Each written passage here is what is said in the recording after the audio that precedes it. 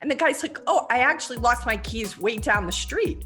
And the cop's like, well, then why are you looking here? And the man says, because the light's better. So all I'm hoping this course does for people is help put a light where they lost their keys, as opposed to them constantly trying to trade and be successful when their keys, because the light's on there, right? But if their keys are down the street, you're gonna have to find a way to find them without the light, or bring a flashlight. And that's what ultimately I hope this course does, is a flashlight.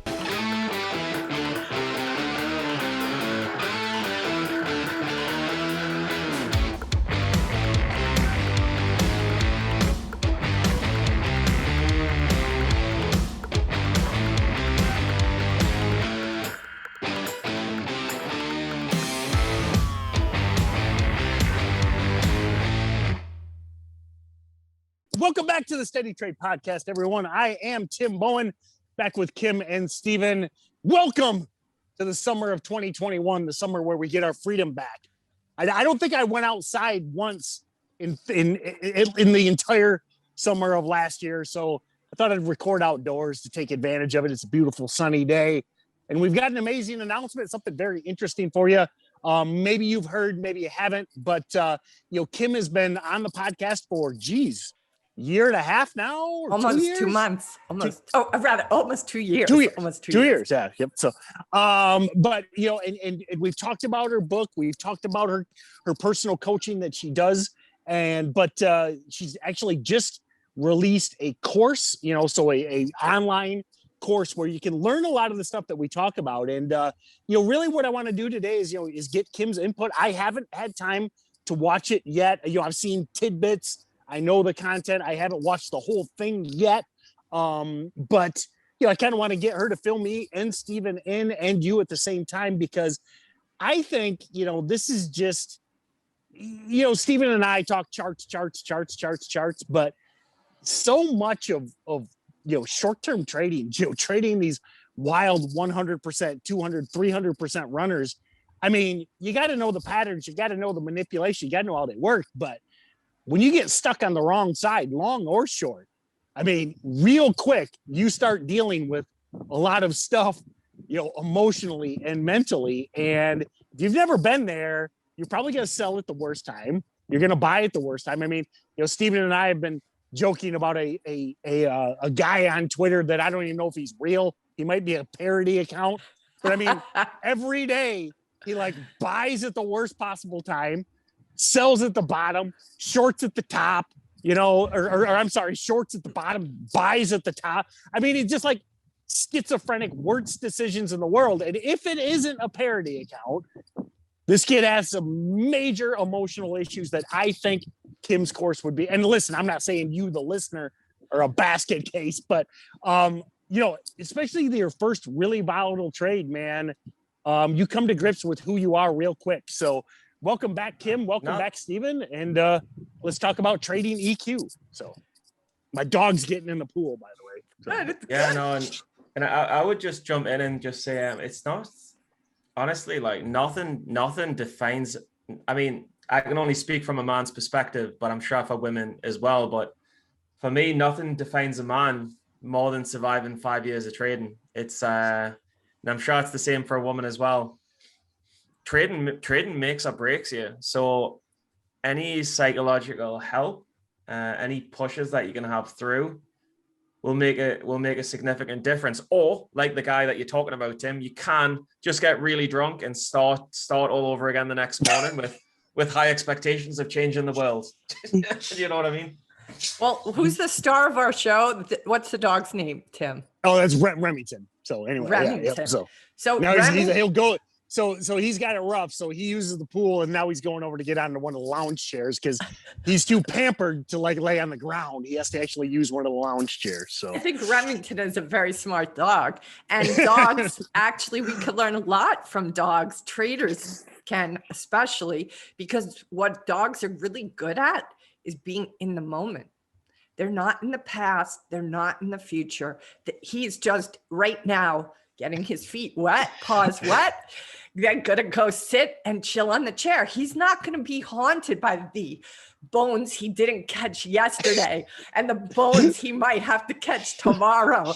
Like, he's just like, right now, I'm good. And that is what I think my course does.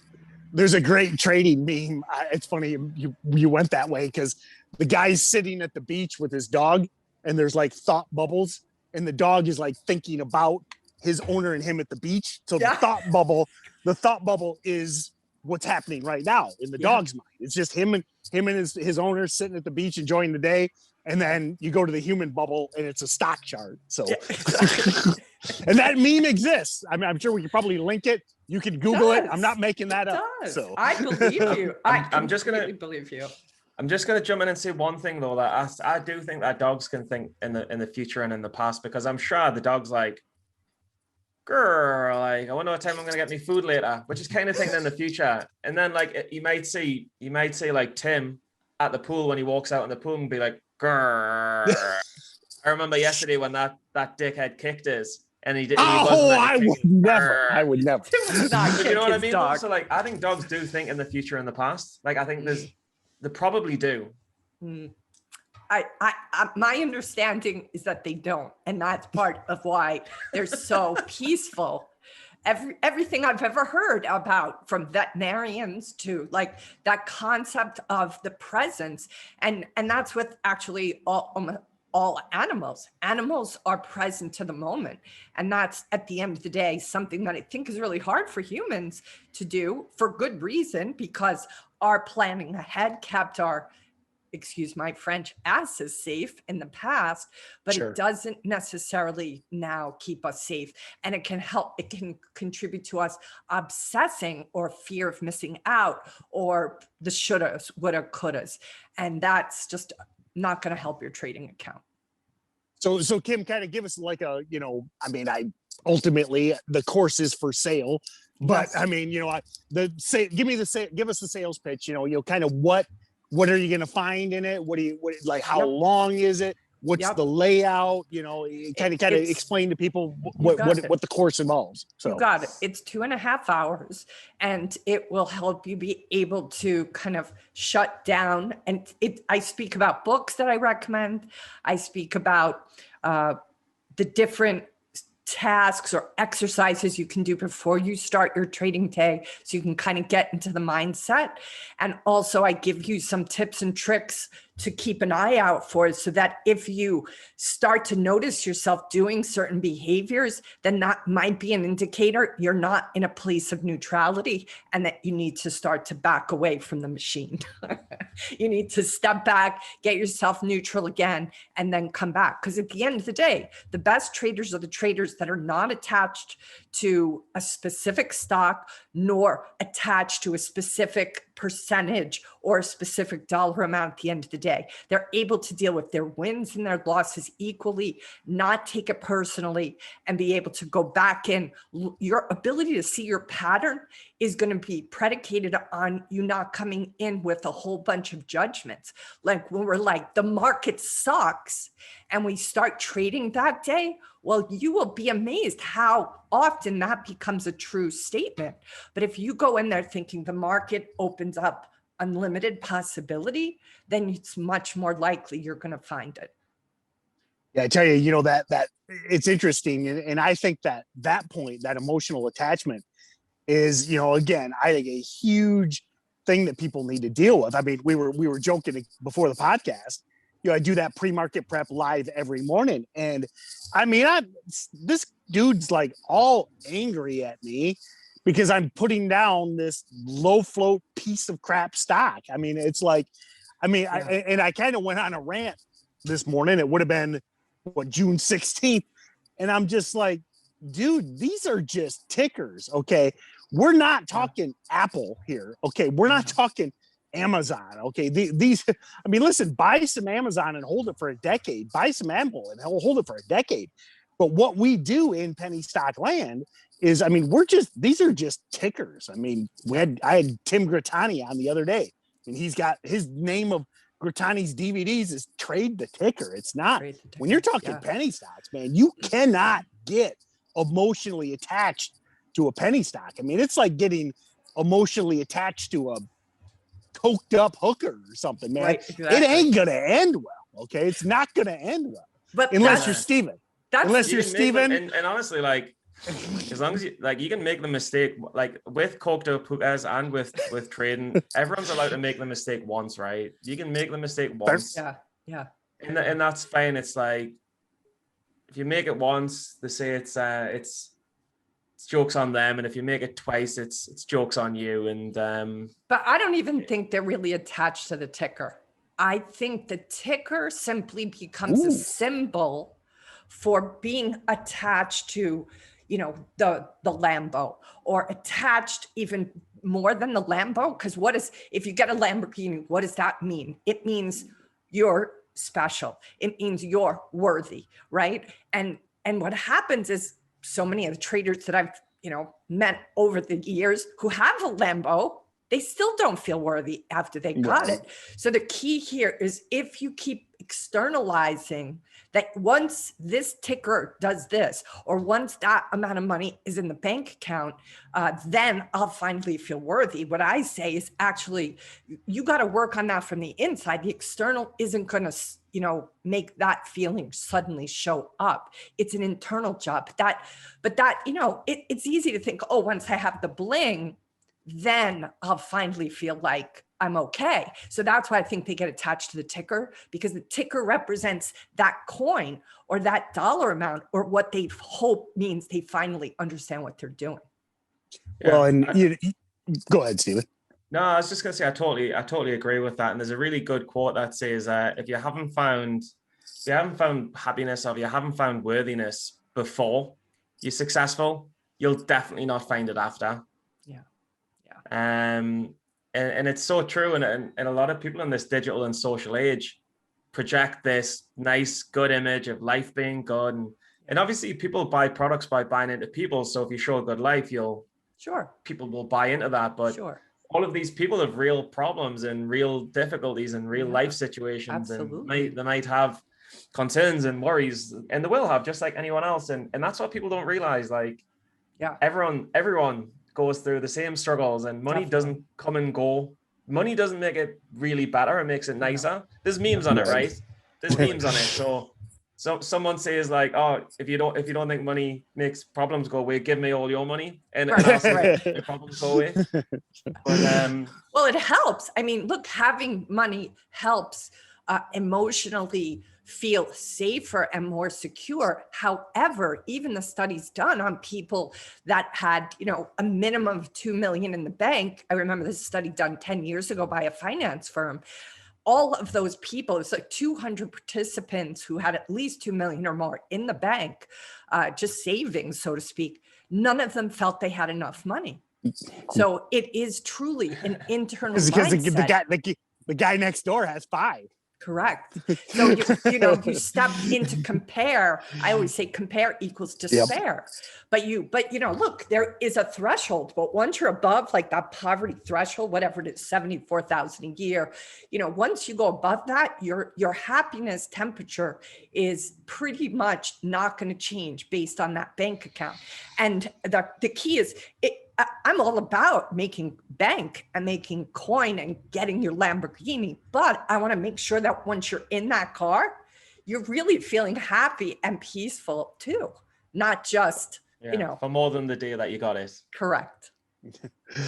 Now, the point I wanted to make a minute ago is like, and you're much better at this, so I was hoping you would put it in better terms, but something that I really, really struggled with in the beginning, and I think everybody does, back to that guy arguing with me about his ticker. And I'm like, it's a freaking piece of junk penny stock. But I mean, I went long the stock. I'm like, I'm not buying this stock because I believe in it, and he's all yelling at me. And I'm like, but I mean, what is that, that idea of having to be right? I mean, nobody likes being wrong, right? But I say this all the time, and and Steven knows this, and a lot of the listeners probably know. I mean, you have to be wrong, okay with being wrong in trading. I mean, it's like sports. I always use that Michael Jordan quote where he missed 20,000 shots or whatever. He took the game-winning shot 18 times and lost the game. And it's like, you gotta be okay with losing. And that doesn't mean you're stupid. Doesn't mean you're, a basket case. Right. Doesn't mean you traded the wrong stock. So does the course kind of help with that being wrong?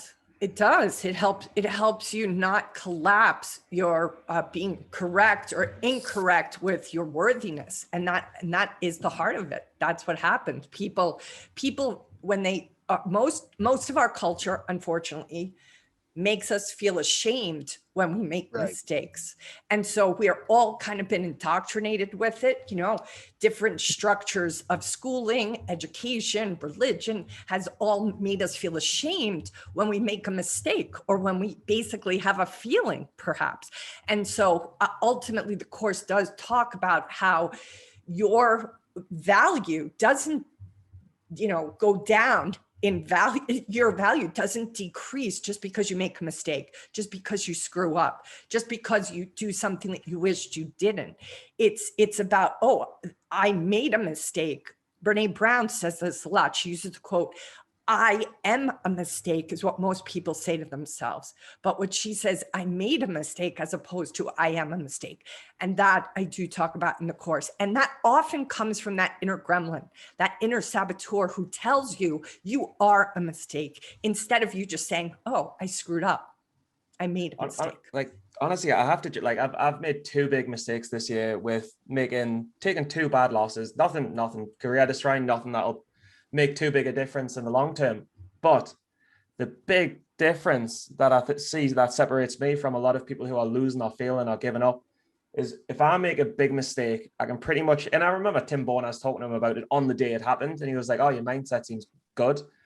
And it's because on the long term, I always think, do you know what it is? I made a mistake. The next day or the day after, I say, good, because that's a chance for me to get even better. That's a chance for me to spot a flaw and take things to the next level. It's beautiful. And the sooner I make the mistake, the sooner I can grow.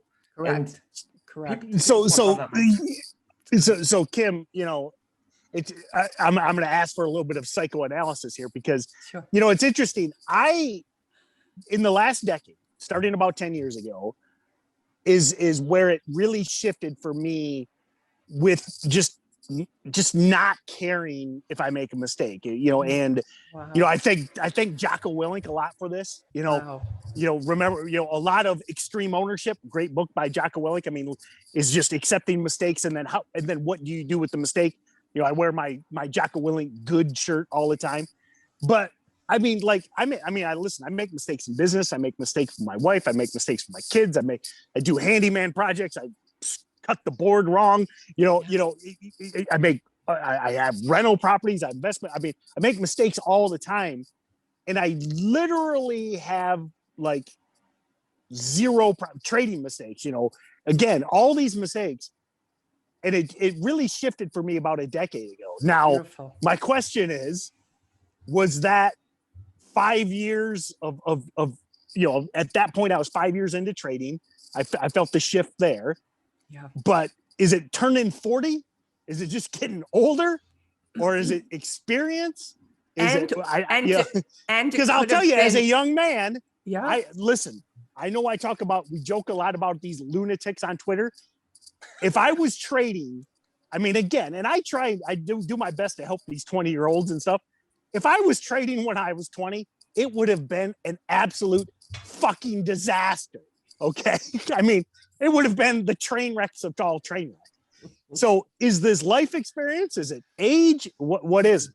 I think it's a combination of all of those things. However, I also think you had somebody that you respected, Jocko Willink, tell you in a book that this kind of beating the hell out of yourself for your mistakes is probably not going to get you to that Navy SEAL level of living your life. So I think that probably you respect him, you admire him, you've watched him be a man of his word. And then he comes along and says to you, hey, beating yourself up for your mistakes, not so great. That makes any of us pause and consider, what does my life look like if I take that on? So it's possible you were just ready at that moment to hear that truth, and it landed. And, it roughly coincides to where I sold the business. I don't know. Just a lot of stuff happened That was at 2012, 2013, Yeah. which again, I mean, hopefully this doesn't sound the wrong way, but the last 10 years have been the best 10 years of my life. Yep. A Yep. lot of stuff happened right around 2012, 2013. And it was like, I don't know, maybe I did mushrooms and forgot. I don't know. Well, I think maybe I did ayahuasca and forgot. I don't know. You probably Maybe. met each other in a spiritual world. Maybe. Possibly. And then that's how I got on the podcast. I do think, though, there is, one of the things that I think is fascinating about the 20-year-olds right now that I've been talking to is they seem to be more emotionally mature than 20-year-olds when I was a 20-year-old. So I do think we're evolving. We're evolving. Touch and go. I mean, someday before I die, I will tell my pizza delivery stories and the things I did. Oh, right. Anyway, Right, nothing illegal. Kids, Well, these nothing kids bad are illegal, but I mean,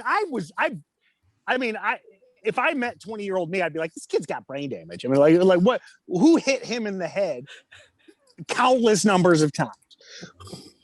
But that is also the culture. We're evolving. Technology's evolving. I see kids now, even at 10, who are like got a business mindset. I see all these little girls on Instagram who have business. They're like 12. I'm like, what? So I do think everything about all of us is evolving really quicker, and people are starting to realize I'm shocked at just the 20-year-olds who know how important emotional intelligence is. That they even are talking that talk, to me, is telling us, wow, the whole culture is really moving much quicker because of, everything's speeding up, it feels like. So yeah. I'm glad, though. I'm just so glad that Jocko's message is what permeated you. Did you see a difference? I kind of want to turn it back to you. Did you see a difference in how your life unfolded once you started to realize mistakes were just part of being human? Well, so, I quote unquote found Jocko probably 5 years ago-ish. I think that was kind of when he was on Tim Ferriss's podcast. Wow. I mean, like, nobody knew who he was until he's on Tim Ferriss, then he was on Rogan. But I just happened to stumble across, Tim Ferriss, obviously a good marketer. I get the email, sure. like says, the world's, whatever, the name of the podcast is like the world's most disciplined man or blah, blah, blah. And I'm like, hey, so that was 5 years ago. So I was on the path, but what I thank Jocko for and hope to meet him someday is, it's like, I think I was on that path, but he helped me realize it was more just stumbling through the wilderness. And then he helped me kind of cement that. And then I think things even got better from there. But so again, maybe, it's like, speaking of quotes, but it's speaking of quotes, when the student is ready, the teacher will appear type thing. And I think I found him because I was ready. Right. Totally. So. And I think at the end of the day, like, this course is about emotional intelligence, and most of us never got a course in emotional intelligence. Our family didn't teach us. I grew up, small town. I mean, it's like there's no, it's just shut up and toughen up. Quit your whining. It's like exactly. And if you don't get that in your home, you get it at school, or you get it on the street corner, or you get it from the guys that you hang out with that you just happen to fall in with, right? Most of us aren't intentional about those early relationships. It's the kids on the block where we live. It's the kids we hang out with in our homeroom class, or the kids in the pit at my high school. The pit was where the kids, and those kids, even if you didn't want to smoke, right, you're going to smoke because that's what they do. So you find these people become the imprints of how you're emotionally intelligent you are.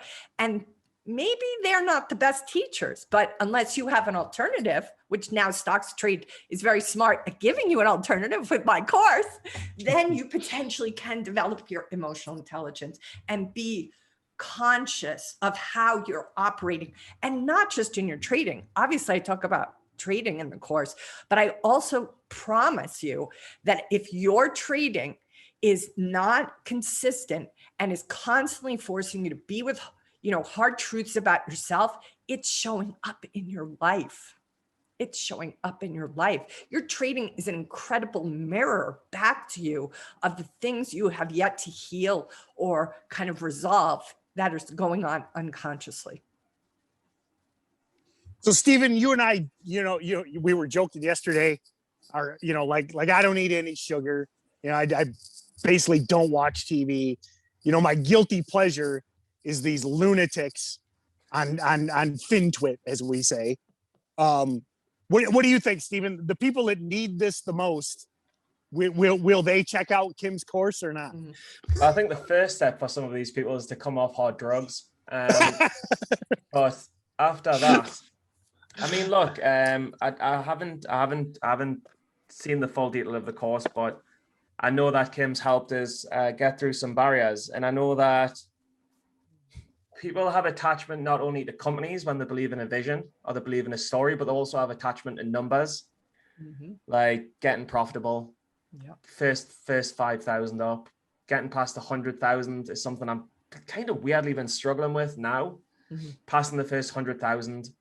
And there are definitely like kind of like people say if something reoccurs 3 times, it gets stuck in the brain, and you need to break out of that cycle. People get in negative cycles and negative loops and have hard to be with feelings, and also distorted views of reality. And if you can bring some of that to light, it can certainly give you a bit more consciousness to make better decisions, I think.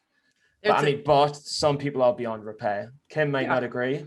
Some people are beyond repair. They just need a big hard whack from the dad. There's a great little story that talks about a man who lost his keys at night on the street, and a police officer walks over and says, "Hey, what are you looking for? Did you lose something?" The guy's like, "Yeah, I lost my keys." And the cop was like, "Oh, do you know what part of this area you lost them?" And the guy's like, "Oh, I actually lost my keys way down the street." And the cop's like, "Well, then why are you looking here?" And the man says, "Because the light's better." So all I'm hoping this course does for people is help put a light where they lost their keys, as opposed to them constantly trying to trade and be successful when their keys, because the light's on there, right? But if their keys are down the street, you're going to have to find a way to find them without the light, or bring a flashlight. And that's what ultimately I hope this course does, is a flashlight in that darkness for them to look. They're doing all the work. They're listening to you, Tim, every day, right? They're engaged in the webinars. They're listening to Tim Sykes' amazing courses, right? They're listening to Stephen. But then if they don't do that internal work around how to stay neutral, or how to not get caught up in the fear of missing out or holding on to things because they're so attached to what it's going to mean for them, then they're not going to have success no matter how much they study. And I don't want to see that happen to them, So that being said, definitely check. We'll have the link below in the YouTube. If you're listening on the podcast app, you can go to SteadyTrade.com. It'll be linked there. I just, a lot of what we try and do here with the courses and stuff is, we're trying to, shortcut your path. I mean, it's still going to take time, but, I told that story a little while ago. I mean, it took me, 5 years in before I started to feel, a shift. And I think at that point, you're wrong so much that you just have to get to the point where, okay, listen, I need to get okay with being wrong, cutting losses, or this just isn't going to work. And what I would, my point is check out the course, because why go through that 5 years of pain of figuring that out on your own when you could buy a course, learn from somebody that's been doing this for, how long, Kim? 20 years now, basically? Yeah. Or close? Yeah. 14 as a coach, 10 in Wall Street, 24. Yeah. So there, I mean, so why not take advantage of that? Or I mean, you can take my path and, get all the scars and all the pain and, and all that. But, also just to add, Tim Bohen, and that's generally the route for nearly every trader, because I'm 5 years in now as well. Yep. Wow, Stephen. And I've seen a shift, again, we need to start the recording. we started recording earlier because we talked about a lot of this stuff. Stephen mentioned that, he had a big loss recently, and, we were texting back and forth, and, he mentioned, I was like, hey, dude, it's nice to see, I could tell there's a shift here, and I don't know. Maybe that's just 4 years, 5 years of pain on Stephen. But you get to the point where you're just thinking like, look, I've been rounding, so I know what I'm doing. You get to the point after 5 years where like, I know what I'm doing. And I feel like it's about time I stop going around these cycles. Yeah. You know what I mean? I feel like it's just about time. It's about time that I just start following the process, because I've been getting binned for 2 years now. There's just a time when you just think, it might take another loss, might take another 2 losses. You never know, but it just becomes a time where like, I know what I'm doing, and it's kind of an insult. It's kind of an insult to not follow the process. Well, but that's the great thing, that, and that would be my hope is, listen, it's still going to take time. Listen, disclaimer, okay? You're not going to watch Kim's course and figure it out in a month, but maybe you could now figure it out in a year or 2 years or 2.5 years versus Stevens and mine 5. Yeah. Can I say one other thing, Tim? I also think that those who come into trading who start to do well can sometimes self-sabotage because they're coming from a background that's either poor or middle class. And to have that kind of success can be intimidating. It could also alienate you, because if your peers or the people that have been your friends for a long time don't have that experience or level of success, financial or otherwise, or be able to, stay at home and work, then you may not be able to share the wins with them. You may feel kind of lonely in keeping it to yourself, or like they won't understand, or they'll be jealous. And that can also, I've also seen certain traders kind of plateau because they're afraid of going past what their tribe is, right? And then the other quote too that I thought of earlier when you guys are saying like, is it just the pain? There's a great quote by Anias Nin that says, and then the day came when the risk to remain tight in the bud was more painful than the risk it took to blossom. And that's what I feel sometimes is happening for some traders. They're afraid to blossom. They want to just, stay in that bud, but then that pain gets overwhelming and you finally like, okay, I'm ready to own all the knowledge that I've worked really hard to, and maybe I'll create new relationships and a new tribe that wants me to succeed and up level. It's called 100%. I mean, I've told that story many times. I think I touched on it earlier. It just got to the point, and when Stephen and I have talked about this on hundreds of episodes, it's like because you always get the question. It's a valid question. People are like, I keep taking the big loss. How do I fix that? And our answer is always the same. You just got to get to the point where you're like, I'm not going to do this anymore. And if you're risking 100, if you're risking 250, you can't still be in down 500, down 1,000. Listen, halts happen, offerings happen. I mean, there are those scenarios. Still but no if you're excuse. just, well, but I mean, excuse. Yeah, but no I mean, excuse. if you're in, if they drop a midday offering, I mean, it's like, Agree. what, but my point is, if you're short some stock that just keeps grinding higher all day long, or you're long a stock that just fades and fades and fades and fades, and now you're holding into the next day and it gaps down. I mean, you just have to get to the point where I'm not going to do that anymore. I won't. I just won't do it. Like it's not the stock's fault that it gapped down. It's your fault that you held it through the gap down. Like, exactly. Yep. So, well, that being said, thank you, Kim. Thank you, Stephen. I know I already mentioned it, but definitely head over to SteadyTrade.com. That's the best way. That's where the podcast is hosted. Depending on when you're listening to this episode, scroll through. All the podcasts are listed there. The link will be there. I'm sure you can probably also Google Trading EQ. It's a pretty cool name. I think it's pretty unique. But SteadyTrade.com is the place to get all the links we mentioned. Thank you for listening, everyone. I hope you enjoy your summer. And have a great day, Kim. Have a great day, Stephen.